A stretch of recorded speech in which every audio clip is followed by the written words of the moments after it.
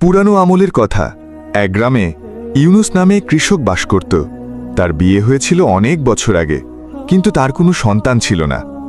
15 বছর পর তার ঘরে একটি পুত্র সন্তান জন্ম নিল। কৃষক আর তার স্ত্রী খুবই খুশি হলেন। চারপাশের সব মানুষ তাদের অভিনন্দন জানাতে আসতে লাগল। সেই দিন সকালে কৃষকের বাড়ির সামনে এক বৃদ্ধ ভিক্ষুক এসে হাজির হলেন। বৃদ্ধ দরবেশ ভিক্ষা চাইলেন। যেহেতু সেদিন কৃষকের ঘরে আনন্দের পরিবেশ ছিল, তাই তিনি দরবেশকে ভেতরে ডেকে নিয়ে বসার জায়গা দিলেন। দরবেশ বসার পর কৃষক তাকে বললেন, বাবাজি, আমাদের ঘরে অনেক বছর পর একটি সন্তান জন্ম নিয়েছে, দয়া করে আপনি এর নাম রাখুন। বৃদ্ধ দরবেশ যখন শিশুটিকে কোলে তুললেন, তখন তিনি দেখলেন শিশুটির বাহুতে একটি বিশেষ চিহ্ন রয়েছে। বৃদ্ধ দরবেশ মুচকি হেসে বললেন, বেটা, তোমার এই ছেলে একদিন খলিফা হবে। 16 বছর বয়সে তার বিয়ে হবে এই রিয়াসতের খলিফার স্ত্রীর মেয়ে অর্থাৎ রাজকন্যার সঙ্গে, আর তারপর সে এই রিয়াসতের খলিফা হয়ে যাবে। বৃদ্ধ দরবেশের এই কথা শুনে ইউনুস খুব খুশি হলেন। যখন গ্রামের লোকেরা জানল যে ইউনুসের ছেলে একদিন খলিফা হবে, তখন সবাই তাকে দেখতে আসতে লাগল। একদিন সেই রিয়াসতের খলিফা হরিণ শিকার করতে করতে জঙ্গলে অনেক দূর চলে গেলেন, কিন্তু হরিণ তার হাতে এলো না।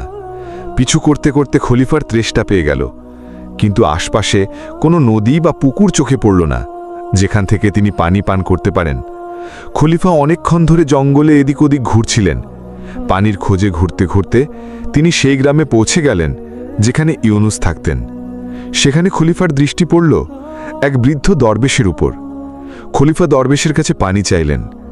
বৃদ্ধ দরবেশ তাকে অপেক্ষা করতে বললেন এবং নিজের ঝুপড়ির ভেতর থেকে পানি আনতে গেলেন।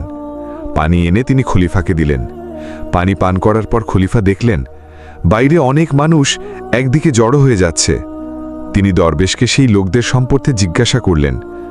দরবেশ জবাব দিলেন, এরা সবাই ইউনুসের বাড়িতে যাচ্ছে, কারণ সেখানে একটি খুব ভাগ্যবান শিশু জন্ম নিয়েছে, আর এক বৃদ্ধ দরবেশ তার সম্পর্কে ভবিষ্যৎবাণী করেছেন। খলিফা অবাক হয়ে জিজ্ঞাসা করলেন, বাবা, এমন কি ভবিষ্যৎবাণী করা হয়েছে যার জন্য সবাই ওদিকে যাচ্ছে? দরবেশ বললেন, লোকেরা সেখানে যাচ্ছে কারণ বৃদ্ধ দরবেশ বলেছেন যখন ইউনুসের ছেলে 16 বছরের হবে তখন তার বিয়ে হবে এই রিয়াসাতের খলিফার মেয়ের সঙ্গে, আর সেই ছেলে এই রিয়াসাতের পরবর্তী খলিফা হবে। এই কথা শুনে খলিফা খুব রেগে গেলেন। তিনি বললেন, একজন সাধারণ কৃষকের ছেলে আমার মেয়ের সঙ্গে কিভাবে বিয়ে করতে পারে? খলিফা দরবেশকে বললেন, বাবাজি, আমি এই রিয়াসাতের খলিফা, আর আপনি কি মনে করেন আমি আমার মেয়ের বিয়ে এক গরিব কৃষকের ছেলের সঙ্গে দেব? বৃদ্ধ দরবেশ শান্তভাবে জবাব দিলেন, বেটা, যা কারো ভাগ্যে লেখা থাকে তা কেউ মুছে ফেলতে পারে না। কিন্তু খলিফা তার ক্ষমতার উপর খুব অহংকার করতেন। তিনি রেগে বললেন, বাবাজি, আমি তোমাকে দেখিয়ে দেব ভাগ্যের লেখা আমি মুছে ফেলতে পারি। বৃদ্ধ দরবেশ মুচকি এসে বললেন, আমি এখানেই আছি, তুমি দেখে নাও কি হয়। এই বলে খলিফা দরবেশকে সালাম করে তার প্রাসাদের দিকে রওনা হলেন। সেই রাতে খলিফার ঘুম হল না। তার মনে বারবার এই কথা আসছিল যে কোনো মূল্যে তিনি দরবেশের ভবিষ্যৎবাণী সত্য হতে দেবেন না। পরের দিন খলিফা ছদ্মবেশ ধরে আবার ইউনুসের গ্রামে গেলেন। লোকজনের কাছে জিজ্ঞাসা করে অবশেষে তিনি ইউনুসের বাড়িতে পৌঁছলেন। খলিফা বাড়ির সামনে গিয়ে ডাক দিলেন। ইউনুস ডাক শুনে বাইরে এলেন এবং জিজ্ঞাসা করলেন, আপনি কে আর কেন এসেছেন? খলিফা, যিনি এখন একজন ব্যবসায়ীর ছদ্মবেশে ছিলেন, বললেন, আমি পাশের শহরের একজন ব্যবসায়ী, আমার নিজের কাপড়ের ব্যবসা আছে। আমি শুনেছি তোমার ঘরে একটি ভাগ্যবান শিশু জন্মে নিয়েছে, আর তার ভাগ্যে খলিফা হওয়া লেখা আছে। ইউনুস বললেন, আপনি ঠিকই শুনেছেন। খলিফা বললেন, যদি তুমি বুড়া না মানো তাহলে একটা কথা বলি। ইউনুস বললেন, জি বলুন। খলিফা বললেন, তুমি তোমার শিশুটিকে আমার কাছে দিয়ে দাও, এর বিনিময়ে আমি তোমাকে প্রচুর অর্থ ও সম্পদ দেব, আর তোমার শিশুর লালন পালনও আমি নিজে করব। এই কথা শুনে ইউনুসের স্ত্রী তৎক্ষণাৎ বললেন, না, আমি আমার শিশুকে আপনার কাছে দেব না। খলিফা কঠিন স্বরে বললেন, তুমি একজন সাধারণ কৃষক, তুমি তোমার শিশুর লালন পালন কিভাবে করবে? তুমি কি তাকে তার ভাগ্যে লেখা সবকিছু দিতে পারবে? ইউনুস চুপচাপ ব্যবসায়ীর কথা শুনলেন। তারপর ধীরে বললেন, জি, আপনি ঠিক বলছেন। আমরা হয়তো আমাদের শিশুর লালন পালন এমনভাবে করতে পারবো না যেমন বড় লোকেরা করে। ইউনুসের কথা শুনে তার স্ত্রী ধীরে বললেন, ঠিক আছে, আমি আপনাকে আমার শিশু দিতে রাজি, তবে একটা শর্ত আছে। যখন এটি 16 বছরের হবে তখন আপনি এটি আমাদের ফিরিয়ে দেবেন। খলিফা তৎক্ষণাৎ বললেন, হ্যাঁ ঠিক আছে, যখন তোমার শিশু 16 বছরের হবে আমি তাকে তোমার হাতে ফিরিয়ে দেব। এই বলে খলিফা শিশুটিকে কোলে নিয়ে সেখান থেকে রওনা হলেন। তিনি শিশুটিকে নিয়ে একটি নদীর তীরে গেলেন। আসলে খলিফার মনে ইচ্ছে ছিল শিশুটিকে নদীতে ফেলে দেওয়া, যাতে সে মারা যায় এবং দরবেশের ভবিষ্যৎবাণী কখনো পূর্ণ না হয়। কিন্তু শিশুটির নিষ্পাপ মুখ দেখে তার হাত কাঁপতে লাগল। তিনি শিশুটিকে নদীতে ফেলার সাহস করতে পারলেন না। অনেক ভেবে খলিফা একটি কাঠের সিন্দুক নিলেন, শিশুটিকে তার মধ্যে রাখলেন এবং সিন্দুকটি নদীর জলে ভাসিয়ে দিলেন।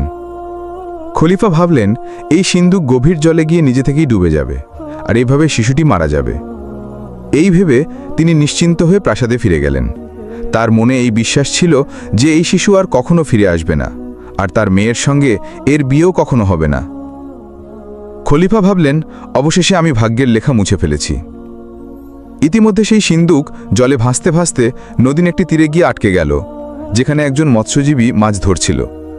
মৎস্যজীবীর নজর যখন সেই ভাসমান সিন্দুকের ওপর পড়ল, তখন সে অবাক হয়ে বলল, এর মধ্যে তো একটি ছোট্ট শিশু রয়েছে। সে বিস্মিত হয়ে গেল, কারণ মৎস্যজীবীর নিজের কোনো সন্তান ছিল না। সে শিশুটিকে তার বাড়িতে নিয়ে যাওয়ার সিদ্ধান্ত নিল। মৎস্যজীবী স্ত্রী যখন শিশুটিকে দেখলেন, তিনি খুব খুশি হলেন। তিনি তার স্বামীকে জিজ্ঞাসা করলেন, এই শিশুটি কার, কোথা থেকে এনেছ? মৎস্যজীবী তাকে পুরো ঘটনা বললেন, কিভাবে তিনি নদীর তীরে মাছ ধরছিলেন এবং নদীতে ভাসমান একটি কাঠের সিন্দুকে এই শিশুটিকে পেয়েছেন। দুজনে হাত জোর করে আল্লাহর শুকরিয়া আদায় করলেন যে তাদের একটি প্যারেড শিশু দেয়া হয়েছে। এখন সেই শিশু মৎস্যজীবীর বাড়িতে বড় হতে লাগল। মৎস্যজীবী তার নাম রাখলেন হারিস। এভাবে সময় কেটে গেল এবং হারিস ধীরে ধীরে বড় হতে লাগল। 16 বছর কেটে গেল। এখন হারিস একজন অত্যন্ত বুদ্ধিমান, সুশীল এবং নেকচরিত্র যুবক হয়ে উঠেছিল।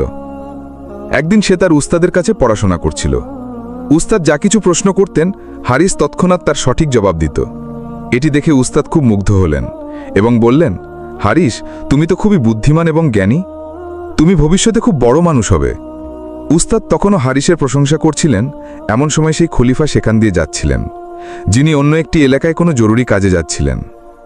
খলিফার নজর যখন হারিসের ওপর পড়ল, তিনি সেখানে থেমে গেলেন। কিছুক্ষণ তাকে মনোযোগ দিয়ে দেখলেন, তারপর তাকে জিজ্ঞাসা করলেন, বেটা, তুমি কে, কোথায় থাকো, তোমার বাবার নাম কি? হারিস ভদ্রভাবে জবাব দিল, হুজুর, আমি একজন মৎস্যজীবীর ছেলে। এই কথা শুনে খলিফা কিছুটা চিন্তায় পড়লেন, কিন্তু কিছু না বলে এগিয়ে গেলেন। তারপর তিনি সোজা মৎস্যজীবীর বাড়িতে গেলেন। সেখানে পৌঁছে তিনি বললেন, তোমার ছেলে খুবই বুদ্ধিমান এবং সুশীল।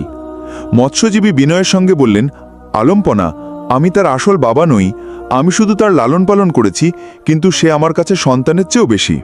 এই কথা শুনে খলিফা অবাক হলেন এবং জিজ্ঞাসা করলেন, যদি এই ছেলে তোমার সন্তান না হয়, তাহলে তুমি তাকে কোথায় থেকে পেয়েছ? মৎস্যজীবী পুরো ঘটনা বিস্তারিতভাবে বললেন, কিভাবে তিনি নদীর তীরে মাছ ধরছিলেন এবং নদীতে ভাসমান একটি কাঠের সিন্দুকে এই শিশুটিকে পেয়েছেন। খলিফা যখন এই গল্প শুনলেন, তার মুখ লাল হয়ে গেল। তিনি পুরোপুরি বুঝে গেলেন যে এটি সেই শিশু যাকে তিনি 16 বছর আগে নদীতে ভাসিয়ে দিয়েছিলেন। খলিফা এবং মৎস্যজীবী তখনও এই বিষয়ে কথা বলছিলেন, এমন সময় হারিস সেখানে এসে পড়ল। খলিফা তাকে দেখে মনে মনে একটি চক্রান্তের পরিকল্পনা করলেন। তিনি মৎস্যজীবীকে বললেন, আমাকে একটি জরুরি কাজে যেতে হবে। যদি তুমি তোমার ছেলের হাতে আমার একটি চিঠি আমার স্ত্রীর কাছে পৌঁছে দাও, তাহলে আমি তাকে 100 স্বর্ণ মুদ্রা দেব।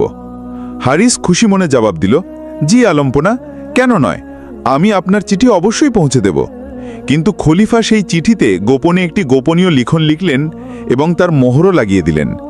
তারপর চিঠিটি হারিসের হাতে দিয়ে বললেন, বেটা, এই নাও, এই বার্তা আমার স্ত্রীর কাছে অবশ্যই পৌঁছে দিও। হারিস চিঠি নিয়ে রওনা হলো। সে হাঁটতে হাঁটতে এমন একটি ঘন জঙ্গলে পৌঁছে গেল যে তাকে মনে হলো সে পথ ভুলে গেছে। পথ খুঁজতে খুঁজতে তার রাত হয়ে গেল। রাত কাটানোর জন্য সে কোনো জায়গা খুঁজতে লাগলো। হঠাৎ তার নজর একটি ঝুপড়ির ওপর পড়ল। হারিস ভাবল, রাতটা এখানেই কাটিয়ে নি, সকাল হলেই বাকি পথ চলব। সে ঝুপড়ির ভেতরে প্রবেশ করল। ভেতরে গিয়ে দেখল এক বৃদ্ধা চুলায় খাবার রান্না করছেন। সে তার কাছে গিয়ে বলল, আমি কোনো কাজে জঙ্গলের দিকে এসেছিলাম, কিন্তু এখন অনেক রাত হয়ে গেছে। জঙ্গলে এখন জানের ঝুঁকি আছে। বৃদ্ধা হারিসের কথা শুনে তার ওপর দয়া হলো। তিনি বললেন, বেটা, তোমার কথা ঠিক, কিন্তু আমি তোমাকে একটা কথা বলে দিই, এই ঝুপড়ি ডাকাতদের আড্ডা, আর আমি এদের জন্যই এখানে খাবার রান্না করি। এরা কাউকে জীবিত ছাড়ে না, বিশেষ করে যদি কারোর কাছে কোনো মূল্যবান জিনিস থাকে। হারিস বলল, মা, আমার কাছে তো তেমন কিছু নেই, শুধু এই চিঠি আছে যা আমাকে খলিফার স্ত্রীর কাছে পৌঁছে দিতে হবে। এই কথা শুনে বৃদ্ধা চমকে উঠলেন। তিনি তৎক্ষণাৎ বুঝলেন ব্যাপারটি গুরুতর। তিনি হারিসের কাছ থেকে চিঠিটি নিয়ে বললেন, আমি কি এই চিঠিটা দেখতে পারি? হারিস নরম স্বরে বলল, জি মা, কিন্তু চিঠিতে খলিফার মোহর লাগানো, আর এটি শুধু খলিফার স্ত্রীর জন্য। বৃদ্ধা বললেন, বেটা, তোমার ওপর বিপদ ঘনিয়ে আসছে। ঠিক তখনই ডাকাতেরা সেখানে এসে পড়ল। তারা ছেলেটিকে দেখল এবং তারপর সামনে পড়ে থাকা চিঠিটি পড়তে লাগল। চিঠিটি পড়তেই তাদের মুখে বিস্ময় আর রাগের ভাব ফুটে উঠল, কারণ খলিফা সেই চিঠিতে তার স্ত্রীকে আদেশ দিয়েছিলেন, যে ছেলের হাতে এই চিঠি তোমার কাছে পৌঁছাবে তাকে তৎক্ষণাৎ হত্যা করা হোক। এটিই সেই ছেলে যার সঙ্গে আমাদের মেয়ের বিয়ে হওয়ার কথা ছিল। আমি ভাগ্যকে মুছে দিয়েছি, এখন এটাকেও মুছে ফেলো। এটি পড়ে ডাকাতরা একে অপরের দিকে তাকালো। তাদের মধ্যে একজন রেগে বলল, এই খলিফা তো খুব জালিম, শুধুমাত্র এই কারণে একটি নিষ্পাপ ও নেকদিল ছেলেকে হত্যা করতে চায় যে সে ভাগ্যে খলিফা হবে। দ্বিতীয় ডাকাত বলল, আমরা চোর হতে পারি কিন্তু খুনি নই, আর কোনো নিষ্পাপের রক্ত আমাদের হাতে লাগবে না। তৃতীয় ডাকাত বলল, এই ছেলেটি সত্যিই ভাগ্যবান, কেন আমরা তার সাহায্য করব না? সব ডাকাত একমত হলো যে তারা হারিসের কিছু বলবে না, বরং তার প্রাণ বাঁচাবে। সেই বৃদ্ধাও তাদের কাছে অনুরোধ করলেন যেন ছেলেটির সাহায্য করা হয়। বৃদ্ধা মা ডাকাতদের বললেন, যদি তোমরা সত্যি হৃদয়ে খারাপ না হও তাহলে আমার একটা কথা শোনো। এই ছেলেটি নিষ্পাপ, নেকদিল এবং নির্দোষ। এটিকে হত্যা করা পাপ। কেন আমরা এর প্রাণ বাঁচাই না এবং এই জালিম খলিফার ইচ্ছেকে ব্যর্থ করে দিই? একজন ডাকাত বলল, মা, আপনি একদম ঠিক বলছেন। আমরা চোর, কিন্তু কোনো নির্দোষের রক্ত আমাদের হাতে লাগবে না। দ্বিতীয় ডাকাত বলল, আসো এমন করি, আমরা এই গোপন চিঠিটি বদলে ফেলি এবং এর জায়গায় একটি নতুন চিঠি লিখি। বৃদ্ধা বললেন, হ্যাঁ, এমন একটি চিঠি লেখো যাতে লেখা থাকে, যে ছেলের হাতে এই বার্তা পৌঁছাবে তার সঙ্গে তৎক্ষণাৎ খলিফার মেয়ের বিয়ে দেওয়া হোক। এটিই প্রকৃতির ন্যায় বিচার। ডাকাতরা তৎক্ষণাৎ একটি নতুন চিঠি লিখলেন যাতে লেখা ছিল, এটিই সেই ছেলে যার জন্য আল্লাহ আমাদের মেয়েকে ভাগ্যে লিখেছেন। এই বার্তা তোমার কাছে পৌঁছানোর সঙ্গে সঙ্গে বিয়ের প্রস্তুতি করা হোক। চিঠিতে খলিফার সেই মোহরটিও লাগানো হলো যা আগের চিঠিতে ছিল, যাতে কারো সন্দেহ না হয়। যেহেতু চিঠিতে খলিফার মোহর ছিল এবং লেখার ধরনও একই ছিল, তাই খলিফার স্ত্রী বেশি ভাবলেন না। তিনি ভাবলেন, যদি আমার স্বামী নিজে এই সিদ্ধান্ত নিয়ে থাকেন তাহলে নিশ্চয়ই কোনো কারণে, হয়তো এই ছেলেটি কোনো বিশেষ ব্যক্তি যার ভাগ্যে রাজত্ব লেখা আছে। কিছুক্ষণ পর তিনি আদেশ দিলেন যে তৎক্ষণাৎ বিয়ের প্রস্তুতি করা হোক। এভাবে প্রাসাদের খাদেমরা ছুটে গেল, রাজকন্যাকে বিয়ের জন্য প্রস্তুত করা হলো। আর হারিস, যে ছিল সরল হৃদয়ের এবং নেক যুবক, সে জানত না চিঠিতে কি লেখা আছে। সে শুধু ভদ্রভাবে প্রাসাদের আদেশ মেনে চলল। কিছুক্ষণের মধ্যে শাহী দরবারে বিয়ের অনুষ্ঠান সাদাসিধে কিন্তু শান শওকতের সঙ্গে সম্পন্ন হলো। হারিস এবং রাজকন্যার বিয়ে হয়ে গেল। কিছু সময় পর যখন খলিফা প্রাসাদে ফিরলেন, তখন তার মেয়ে প্রাসাদে ছিল না। তিনি কিছুটা উদ্বিগ্ন হলেন এবং তৎক্ষণাৎ সেই চিঠিটি আনতে বললেন। চিঠিটি খুলে পড়ে তার চোখ বিস্ময়ে ছানা বড়া হয়ে গেল। চিঠিতে লেখা ছিল, এই ছেলেটি অত্যন্ত বুদ্ধিমান, নেক চরিত্র এবং সম্মানিত।